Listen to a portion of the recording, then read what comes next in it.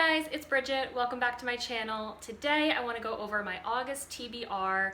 I'm really excited for this. I feel like July was a bit of a slump for me, so I'm hoping that August gets me back on track.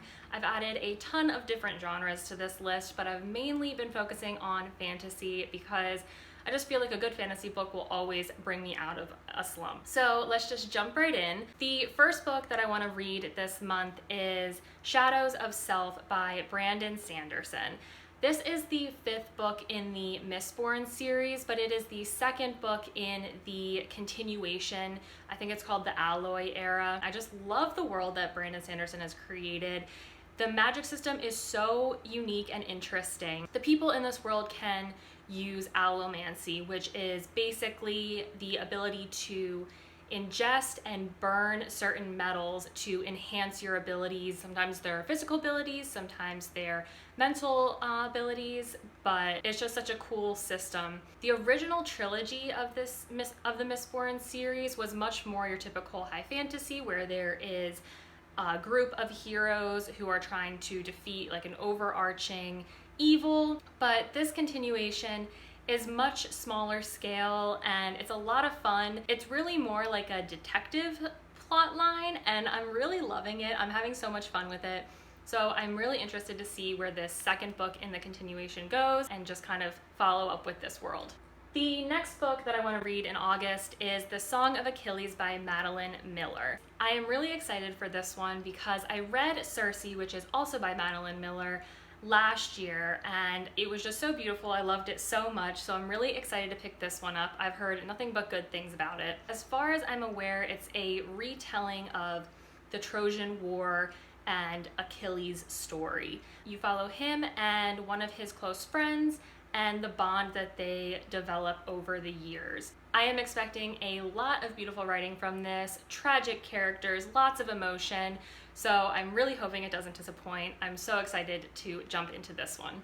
The next book that I want to read in August is Follow Me to Ground by Sue Rainsford. This book is kind of described as a mix of fairy tale and nightmare, so I'm hoping it'll be a good one. It could be kind of hit or miss for me. The book follows our protagonist Ada and her father, and they have the ability to cure the sick by cracking open their damaged bodies or burying them in the ground. So I don't really know what that means, but I'm sure we will find out, and it honestly really intrigued me. Ada ends up falling in love with one of the people they are trying to cure, and she basically has to decide if she wants to stay with her old ways of life or discover the new possibilities of life with this person she's fallen in love with.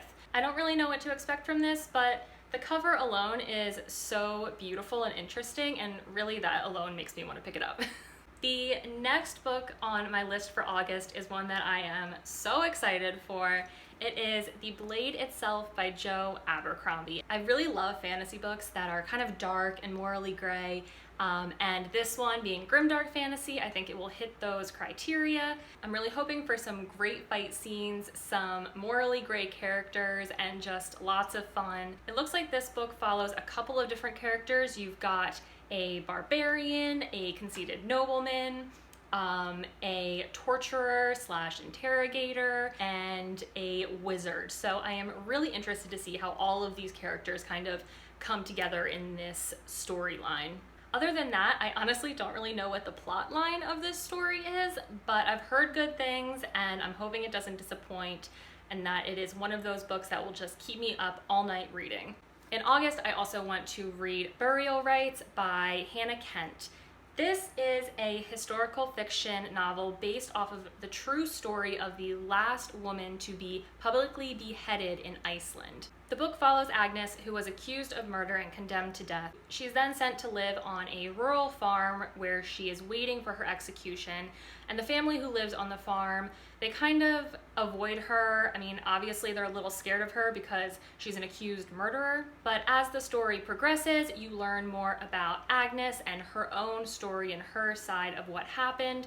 I really love a good historical fiction novel, especially one that's based off of a true story and features interesting, complicated women, and I'm really interested to see what this one is all about. The next book on my list for August is The Book of Longings by Sue Monk Kidd.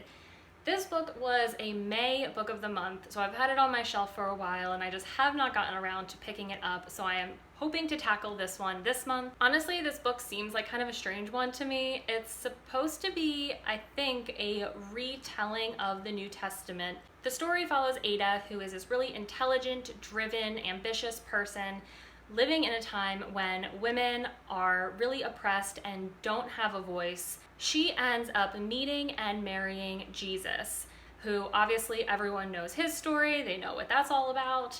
And this one, I believe, follows her story and the story of the women who are living through this time as well. To be quite honest, this is not really a story that I'm particularly drawn to, but I am intrigued by it. So I am really interested to see how the author kind of pulls this off. The last book on my TBR for August is Scythe by Neal Shusterman. This is the first book in the Arc of a Scythe trilogy. I have heard so many good things about this series, and I think the last book in the trilogy came out last year, so now I'm really excited to dive into it and hopefully it becomes something super bingeable. The story takes place in a future where humanity has defeated death. There is no more hunger, there's no more war or disease. Pretty much nobody dies anymore. Because of the ever-growing population of people who don't die, a group called the Scythe were established to basically carry out sanctioned killings and keep the population level low. Our two main protagonists in this series end up shadowing a scythe in order to learn the trade and how to become one themselves. It sounds really dark, but also really fun, and I think it'll be a pretty easy read. I'm really excited for it, and I'm hoping that this is something that I can just read straight through and just have a great time with it.